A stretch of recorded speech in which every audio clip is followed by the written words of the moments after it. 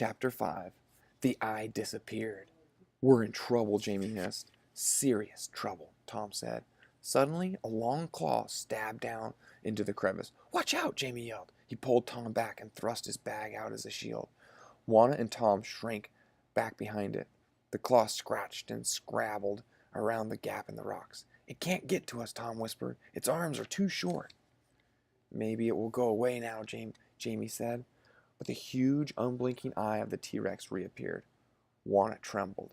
"If I had a stick," Tom murmured, "I'd poke it in the eye. There must be something we can use."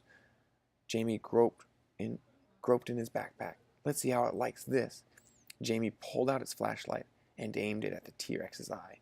He flicked it on. The eye vanished. Cautiously, Jamie poked his head out of the crevice. The T-Rex was stomping away into the jungle. "Whew," Jamie said. "I think we're safe." The boys gave each other a high five. "Now let's get out of here," Tom said, "before it comes back."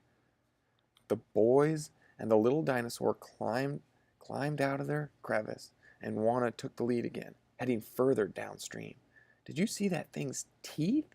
Jamie muttered as they splashed after their new dinosaur friend. "That T-Rex could rip us to shreds." Tom shuddered. "And eat us alive bit by bit." Gradually, the stream grew wider, and the trees on either side began to thin out. Soon the boys had come to the edge of the blue lagoon that they had seen earlier from Ginkgo Hill. Juana stopped near a large rock and began to munch on a leafy bush. "We've come a long way from the cave," Tom said, "and there is a T-Rex out to get us. How are we ever going to get back home?" "I don't know." Jamie gazed over the sparkling blue water. Behind them, something started squawking. The boys whirled around. The squawks were coming from the yellow beaks of bat-like reptiles in the palm trees. The creatures looked like badly folded brown umbrellas, gripping the palm fronds with their scaly feet and the clawed fingers on their wings. "They must be another type of pterodactyl," Tom decided.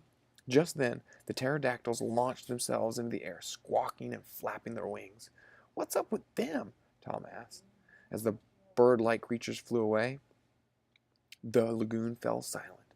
The only sound was the water gently lapping on the shore.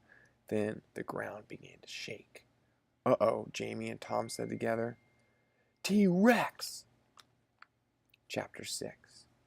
The boys turned to see the T-Rex spring out of the jungle, sending up a spray of sand. Its green scales rippled in the sunshine as it scanned the beach. Then it saw them. "Roar!" The T-Rex lowered its head. The red crests over its eyes flashed as it stomped towards them.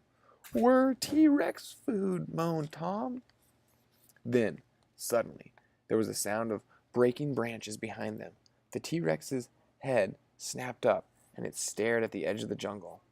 Turning around slowly, Jamie saw a second T-Rex crashing out of the trees onto the beach. "Oh no," said Tom.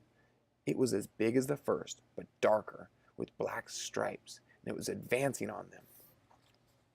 "Watch out!" Jamie rolled out of the way of a huge foot as the first T-Rex stomped to meet the other T-Rex. Tom ducked as its tail swept over its head. The boys watched as the first T-Rex hurled itself at the newcomer. "They're not after us," he breathed. "Maybe they're fighting over territory," Tom guessed. The first T-Rex sank its jaws into the other's throat. The dark T-Rex screeched and writhed and thrashed its tail.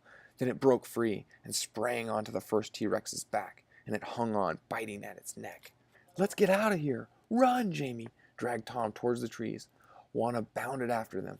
Gradually, the snarls and roars of the T-Rex battle faded into the jungle sounds. "We're lost, aren't we?"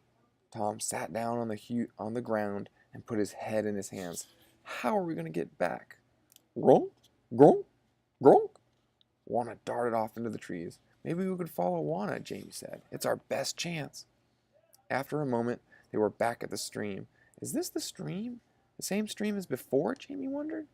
Next, Juana led them through a jumble of rounded rocks. "That's where we hid from the T-Rex," Tom remembered. They passed the purple and yellow spotted fungus, and Jamie bent down and saw the W on the tree stump. "The Wanna Tree," he grinned. Then they climbed the slope through the ginkgo trees, and finally they were standing at the mouth of the cave. "That's how we got here," Jamie pointed to the fresh dinosaur footprint by the solid rock wall. Juana stood next to it and wagged its tail. Then he stepped away, leaving two more identical footprints, but this time facing the rock. "They're your footprints," Jamie gasped. Juana blinked at him, turned, and scurried into a pile of leaves and twigs in the corner of the cave. "That's Juana's nest." Jamie took out the last ginkgo fruit from his backpack. "This is for you, Juana," he said, putting it on the ground. "Thank you for helping us." Juana's snout poked out of its nest. He nosed the fruit back to Jamie. "I think he wants you to have it," Tom said. "Okay, Juana," said Jamie, picking it up. "I'll put it in Dad's museum." He told Tom, screwing up his nose and smiling. Tom was gazing at the rock with a puzzled expression on his face. "We stepped forward to go back in time, so maybe we have to step backward to go forward in time," he guessed. Jamie nodded. "I hope it works."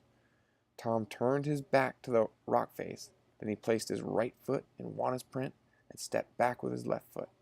There was a flash of light, and Jamie found himself alone with Juana. "It worked," Jamie said to Juana. "That means we can come back and see you again." He patted the little dinosaur on the snout. Juana licked Jamie's hand, then curled up in his nest. "Goodbye, Juana." Jamie held the ginkgo fruit in one hand and his flashlight in the other. As he stepped back through the blaze of light, he felt the ground turn to stone beneath his feet. Then he was back in the cave with Tom. Jamie felt the ginkgo fruit in his hands soften. In the flashlight beam, he watched it shrivel and crumble to dust. "We can't bring anything back," he told Tom, letting the dust trickle between his fingers. "It's just as well," Tom said. "That thing stank." The boys squeezed through the hole in the rock, scrambled down the boulders, and hurried down the cliff path toward the beach. Jamie's grandfather was packing up his fishing gear. He smiled at the boys as he reeled in his fishing line. "Did you find any dinosaurs?" he asked them. Jamie winked at Tom. "We found an awesome cave, didn't we, Tom?" "Awesome," agreed Tom. "Let's explore it some more tomorrow." "Great idea," said Jamie, hoisting up his backpack and turning to his grandpa. "If that's okay with you, Dad. Just as long as you're not getting into any trouble." His eyes twinkled as he slung his fishing rod over his shoulder and packed up his bucket of fish. "See you tomorrow, Tom," Jamie said to his new friend. "Sure thing," Tom said as he waved goodbye. Jamie and his grandpa walked back up the path to the old lighthouse. His grandfather asked, "You think you'll like living around here then?" "Definitely," said Jamie with a grin. "I can't wait to explore more of Dinosaur Cove."